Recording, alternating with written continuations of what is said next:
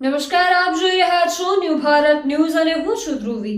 દેશના વડાપ્રધાન Shri Narendrabhai Modi make in India અને હર ઘર સ્વદેશીના અભિયાનને જન જન સુધી પહોંચાડીને ચરિતાર્થ કરવાના ઉદ્દેશ સાથે આજે ગાંધીનગર ખાતે રાજ્યના નાયબ મુખ્યમંત્રી શ્રી હર્ષ સંઘવીની અધ્યક્ષતામાં એક મહત્વપૂર્ણ બેઠક યોજવામાં આવી હતી।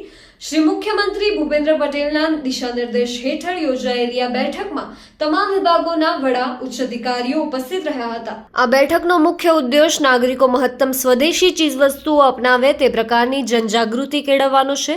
તે ઉપરાંત બેઠકમાં અન્ય મહત્વની બાબતો ઉપર ઊંડાણપૂર્વક ચર્ચા કરવામાં આવી હતી, જેમાં વિદેશી ચીજવસ્તુઓને બદલે સ્વદેશી ચીજવસ્તુઓ ખરીદી માટે લોકો પ્રેરાય તે પ્રકારે જનજાગૃતિ કેળવવી, સ્વદેશી ચીજવસ્તુઓની માંગ વધારવા માટે ગુણવત્તાયુક્ત ઉત્પાદનો તૈયાર કરવા માટે ભાર મૂકવો, હર ઘર સ્વદેશી મુહિમને મિશન મોડ પર લઈ જવા માટેની બારીક વ્યૂહરચના તૈયાર કરવા ચર્ચા કરવામાં આવી હતી। નાયબ મુખ્યમંત્રી શ્રી હર્ષ સંઘવીએ બદલાવ સ્વયંથીનો સંકલ્પ લઈને સૌપ્રથમ તમામ વિભાગો સ્વદેશી વૈકલ્પિક ચીજવસ્તુઓ અપનાવે તે માટે ભારપૂર્વક સૂચન કર્યું હતું।